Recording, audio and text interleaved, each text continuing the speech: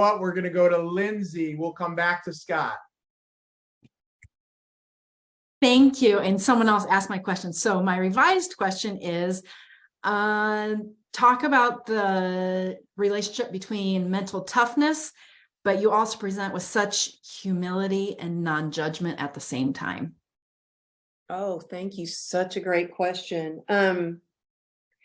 Yeah, I think that is about the grit, but it's also about the grace that I've had to learn. And when I talk about grace, I mean God's grace, but I also mean the grace that we give ourselves. And I think that it's really important to stay humble and hungry.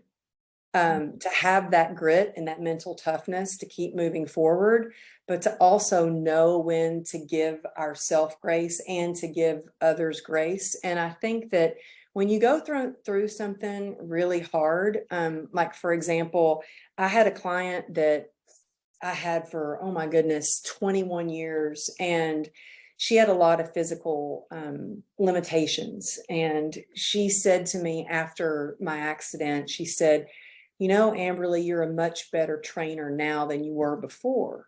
And I said, well, what do you mean? She goes, because you were always tough, but now you understand my pain at a different level.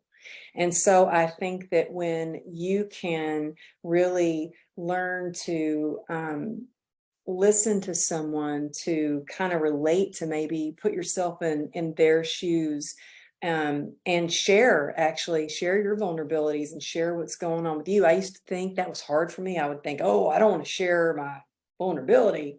That means I'm weak. And what I realized is, no, it's a superpower. It's a super connector. And it's what allows you to form those deeper connections.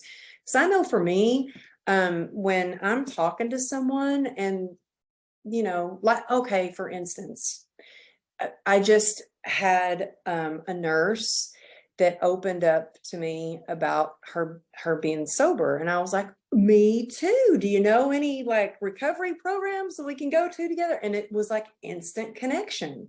When I have spoken with an entrepreneur and they're like, man, I just launched this first big course that I created and it bombed. And I'm like, I've been there and this is what I did to change it. It immediately connects.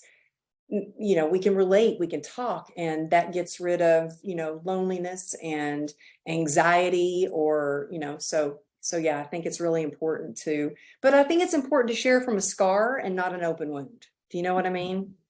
Mm-hmm. Like do that healing work before you start openly sharing, especially on social media. Thank you.